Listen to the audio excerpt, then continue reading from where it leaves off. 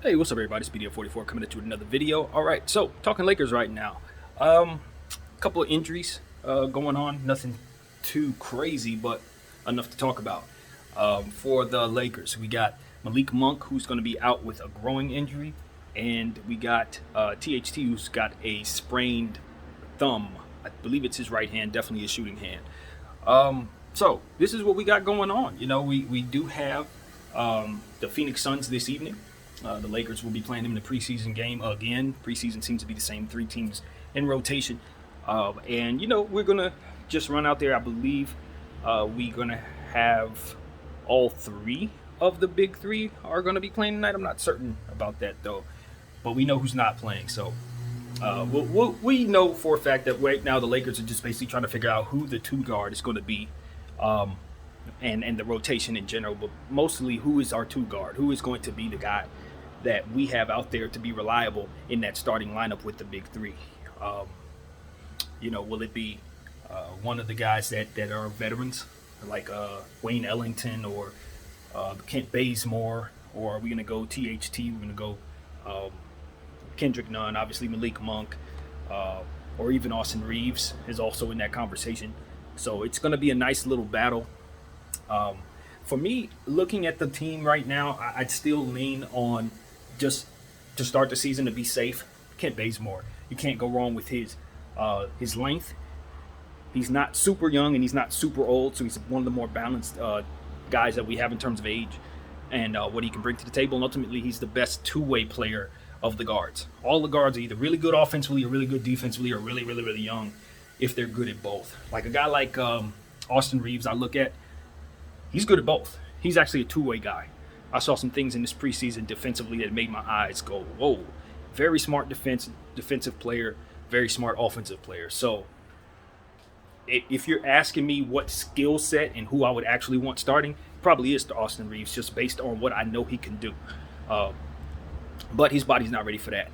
He's not strong enough to be a starting shooting guard, in my opinion, just yet. And he's an undrafted rookie. I mean, we're going to give him time.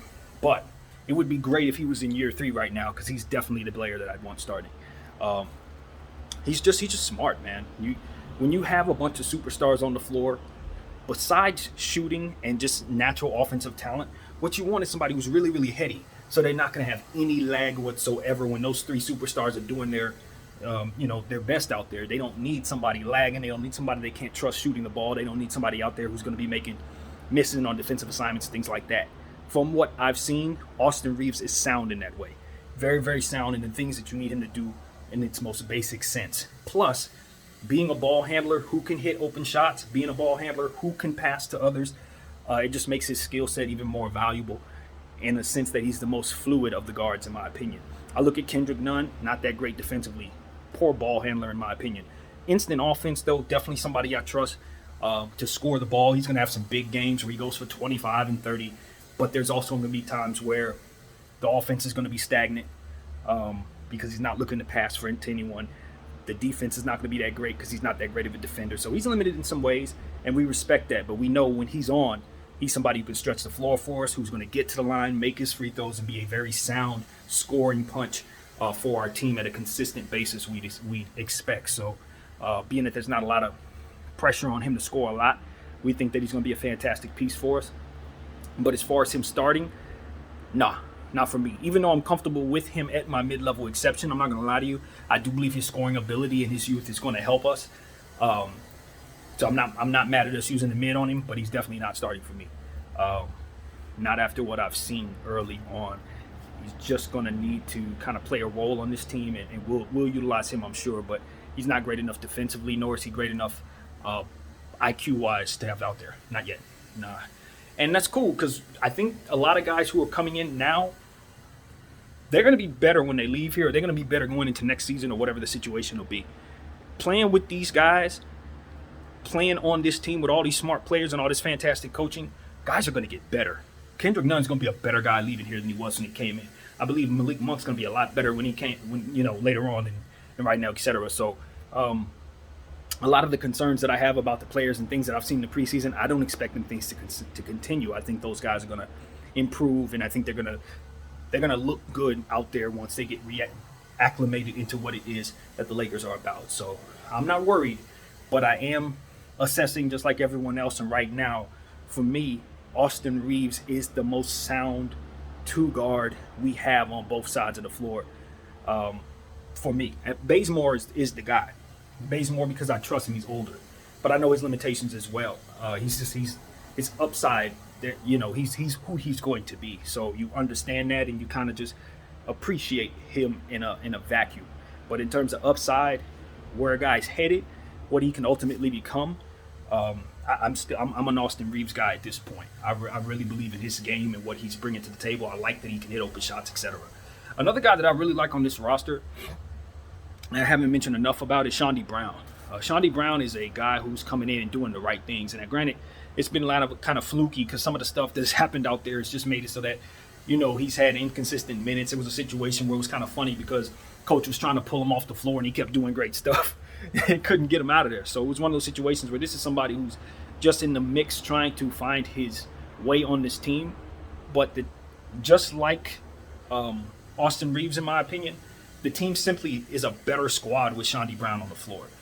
And that's what I've noticed in the preseason. That doesn't really tell us everything because we don't have our full spectrum of players. Obviously, we're three-headed monsters, so it's about those guys. But when those guys aren't on the floor, how can we put cohesive lineups on the floor? And I can tell you this. Whatever lineups we've thrown down there, if Shondi's in the lineup, it's a good lineup. If Austin's in the lineup, it's been a good lineup. And that's something I've seen that's been very consistent for us. THT, of course, he's going to be out tonight with the finger. I love what I see out of him physically. He's running around. He's doing all the stuff. He's faster. He's stronger, shooting better, all of that. I think where he's going to have to grow is just like Kendrick Nunn. Not that great of a ball handler. Too many turnovers in the last game. We cannot have that. And that's why I wouldn't be ready to start him at the shooting guard spot. Like his game, know where he's headed. He'll be starting for us for years in the future. But right now, I'm still going to let him rock. I'm bringing him along slowly. I don't care about his contract. That has nothing to do with nothing. Let's bring him along and continue to teach him the ways of being a Laker. Because at the end of the day, we know he's a part of our future. We know when LeBron's long gone, we expect him to be running around and being a good player for us. So, bring him along. Don't rush him into this, Kuzma role where he has to step up and be the fourth guy or some stupid crap like that. Not on this roster. He don't need to do that. Just bring him along slowly, in my opinion. So, those are standouts for me. I just want to make sure I mention Shawnee Brown. I know we have a limited amount of roster spots, but I do believe it would be a mistake not bringing Trevelin Queen on. You know what I mean? We can't bring on everybody, but I look at a guy like Trevor Ariza and I say Trevelin Queen is going to give you similar stuff. I don't know if he's Trevor. Who knows? I don't know that, but I look at his body type and I say he's a small forward who plays both sides of the floor with very long arms and a wiry body. That's exactly what we hired Ariza to be. I think this kid can turn into something. I really do, and I think we would be wise to keep him on our team. Can't keep everybody though. I get it. We have a lot of upside players. We're keeping Austin Reeves. He's already a part of the big team, so it's only like one roster left. Can't keep Shondi. Can't keep him. Can't keep AI. Everybody can't stay. But for me, and looking at the roster and how we're constructed right now, I really do believe Trevelin Queen will probably be somebody that we can legitimately give a role on this team and expect something of him, and he'll give something to us. Some of those other guys are really, really good, but they don't fit that need. We need a small forward right now. We need somebody who's going to be able to give us another open court threat. We need somebody who's going to play wiry defensive basketball, kind of play multiple positions. I look at him as the player who has the best metrics of the guys that we're trying to figure it out about. And we've only seen him out there once, and he's been really good when we did. So, Trevelin Queen. I have my doubts about whether or not he'll make the roster, but if I was in charge, he would be on the roster. It's the arms, bro. It's the length. We need a small forward that can do some things on both sides. And, I heard someone mention this, and I feel this way. Kind of alluded to it in this video, but we have a lot of one-way players. One-way players. Players that either play defense or play offense. Not a whole lot of guys that do both. Even in our superstars. Russell Westbrook don't play defense like that. LeBron James at this stage in his career, he's not looking to win no defensive players of the year. He's not doing that. Carmelo Anthony, offensive guy. Wayne Ellington, offensive guy. Kendrick Nunn, offensive guy. You know what I mean? It goes on and on and on. Obviously, Dwight Howard I look at as a defensive guy, even though he gives us a lot, and he had a fantastic 26 and 12 in the last game. Dwight looks better this year than he did in 2020. That's a whole nother story, though. But, all in all, I'm saying to you, like, there are a lot of the guys that we have, they only go one way. I look at DeAndre Jordan. My concerns about DeAndre Jordan have manifested, and I know it's early, and I know I shouldn't be this convinced. But I just don't love what he brings to the table from a naturals perspective to begin with. He doesn't have any offensive game. So when he runs into father time, it's a lot worse than, say, a guy like Carmelo or Kevin Love or somebody like that when they run into father time, because at least they can still do things on the basketball court that help stretch the floor and make superstars look good. And while I think DeAndre can do that with his length, particularly deflections, steals, rebounds, blocks, his length, his standing reach alone is going to give us a hell of a lot. He can still catch lobs. So it's not like DeAndre Jordan is not somebody who's earned his way in this league and should be respected historically. But right now, this is a good situation for him because he's not asked to do a whole lot. He has a whole lot less to consider when being a part of this roster than maybe somewhere else where he'd be asked to be a focal point. But what I'm saying is, with championship aspirations, I can totally see a lot of games where he's just not going to play. And then we're going to have situations where we could use whatever his roster spot would be another way. We could have another guy down there like a James Ennis who could be shooting the three and doing all kinds of different stuff for us within the rotation, rather than have a guy like DeAndre Jordan, who, as it looks right now, is probably a buyout candidate. I don't know that he's going to make it all the way through the season. I'm just going to be honest with you. Because he does a lot of running, but it doesn't really translate to anything else. I mean, like Dwight, for example. Dwight's doing everything. He gets out there, he's setting screens, he's jumping, he's catching lobs, he's all kind of energy. DeAndre is kind of just running. It's just kind of just running back and forth. Offensive side, not really able to do a whole lot. He might set a screen, roll a little bit. On the other side, guys are scoring on him. Let's just be real. He's not stopping guys. He's tall, but it's not translating into a whole lot of success. We're running him out there in the preseason. I get it. But I just don't know that he can bring a lot to us. And while I love his height, love his standing reach, love his metrics, I think if he doesn't do anything at all, he can still be disruptive to shooters. And that may be enough. But that's literally all I'm seeing. That's what he's given us. So, not in love with the DeAndre Jordan pickup. I wasn't when we picked him up. I'm not in love with it now. I'm not going to pretend, but it is what it is. I like DJ. His personality is great for what we do. You know what I mean? We love having him here. It would just be nice if he had a lot more left in the tank to give us. And I just don't think he has a whole lot. I look over there at Brooklyn. I say, Brooklyn took K-Cock. I'd rather have K-Cock. Brooklyn, that's Millsap. Millsap looked like he's giving more than DeAndre. Blake Griffin looks like he's giving more than DeAndre. You see what I'm saying? It's like if I'm going to bring in an old guy, give me one of them old guys. I don't know. That's just me. I'm sorry. I don't want to be Debbie Downer. DJ's done a lot for our city. He's a Clipper legend. I'm not a Clipper fan, but I respect it. I'm just not a DJ guy this year. Not this year. Anyway, so that's as far as I want to say about that. Hey, look, Russell Westbrook, a lot of people getting on him for the turnovers. I'm not worried about them turnovers in that game, y'all. The reality is Russell Westbrook is trying to get reacclimated into a situation, trying to become acclimated into a situation he's never been in. And most importantly, and I know that LeBron James and Russell Westbrook do not fit together. They fit together when AD is on the floor to make it so that they have someone to both focus their facilitating energy toward. That way they're not playing off of one another, going to my turn, your turn thing, and bricking shots in the process because neither one of them are very good shooters. AD makes them fit. He is the cog that brings them together. Without him, they don't come together. They don't look together. You can't make it work. There's no way to make it work. We must have AD down there. That's what I know. That's what I believe. That's just basketball. Now, here's the deal. They were out there without AD last night. They were out there without AD going up against Steph Curry and the Golden State Warriors on the road in a preseason game. So what I saw out there was a Golden State Warriors team who was making life very easy on themselves by running a zone, and a Los Angeles Lakers team without an offensive system trying to force things that were not there. Particularly forcing passes, cross-court passes, that would land straight into Golden State Warriors' hands each and every time. Lackadaisical passes, cross-court passes that don't work, things that we can easily adjust and never do again. So I'm not worried about those turnovers because they're easy to fix. That's the bad read. You just don't make that pass. You understand it when you watch film that those passes are passes you just avoid making in this offense against that zone. So, Russell Westbrook, as he said in one of the press conferences, he finds his way. And I've seen him play in worse fits because that offense they had down there in Houston with D'Antoni, it's a lot worse than what we got going on right now.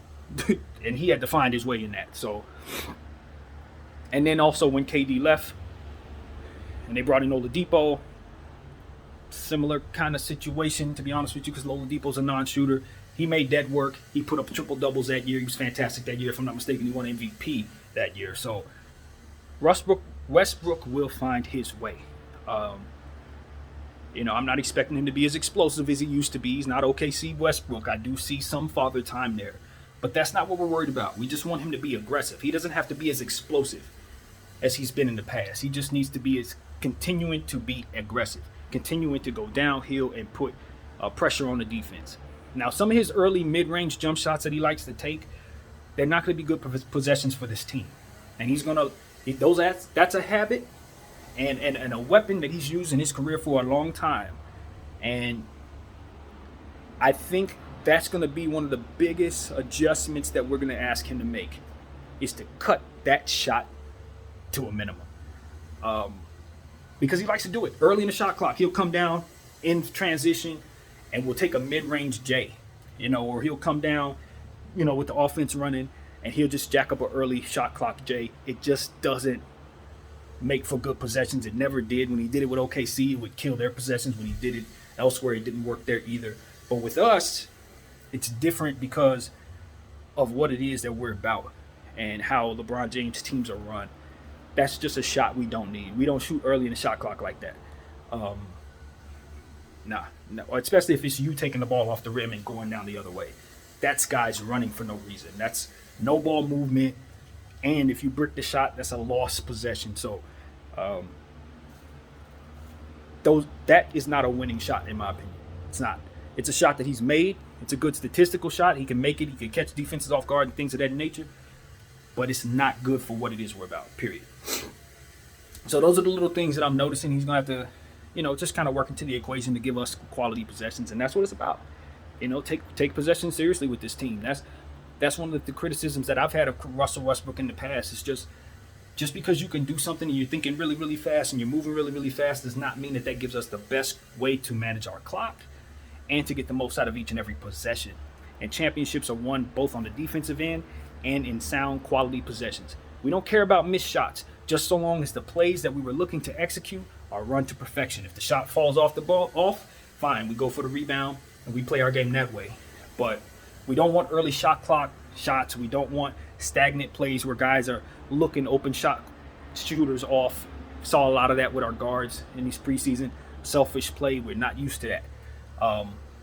Alex Caruso was a cerebral player who knew how to make passes and make people better. We didn't have stagnant offensive plays when he was on the floor last year. And that's one thing that I can say to you guys that I honestly didn't realize would be such a glaring absence was Alex Caruso's two-way ability. We truly miss him. It's almost like when Dwight got snatched out of our lineup last year. You could totally see where we've gone wrong.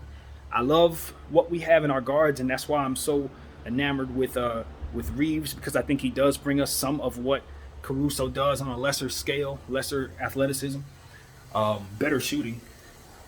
But all in all, we don't have that dynamic with the other guards. They're not as good as a ball handler as him. They're certainly not as athletic as him.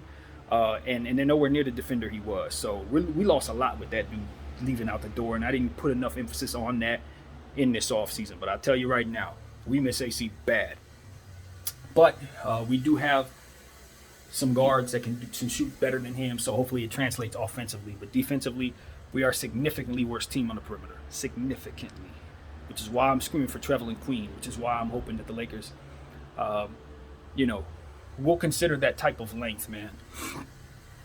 Because at the end of the day, two-way ability is ultimately what's going to help us against some of these athletic 4s and 3s in this league. We have a nice team full of smart players, but older players do have to go up against younger bodies. And when that happens, sometimes your youth, your strength, and your mental ability ain't going to overpower just someone who's moving twice as strong and faster than you. So that's something that I know. We're going to need that at length and that athleticism and that youth on the floor. You ain't going to be able to get away with DeAndre Jordan going up against some of these youthful guys. I'm sorry. It's not going to work. Carmelo Anthony, love him to death, but he's going to get cooked. It just is what it is. We're going to need defensive wings. Going to need defensive threes. So that's what's that, man. That's what I'm saying to you. Sure, there's a whole lot more to consider. It's not coming to mind. I just give you what I got. I ain't even took notes for this, obviously. So, yeah, off the top of the dome, Laker fan, can't wait to see the game tonight against Phoenix. Don't expect a win. Don't expect them to, try to go out there and be competitive. No, we're going to go out there and continue to run our stuff, continue to create scenarios so the coaches can see what they want to see. So expect that. And if a victory comes of that, hooray. But it's not something that I think we're shooting for, so it just is what it is. When the regular season comes along, we'll see the results of the different experiments that we're running in this preseason, and that information that they gather from this preseason will help us scheme throughout the season. So just let them do what they do. Don't worry about it preseason, and that stands for this preseason on any team, any year. It's the same thing. Teams don't care about the preseason, and neither should the fans. It's just a way for you to gather information. That's it. So that's what I'm going to say to you guys, man. My name is BDO44. Still got the Houston Rockets coming. The last video of my talk series, I haven't forgotten about it. I started doing homework on it, moving slowly. Kind of been dealing with a back injury, that kind of thing. So I ain't really been wanting to do a lot. But I'm still going to get to that. It will be done. Hang with me, you guys. BDO44 once again. Thank you.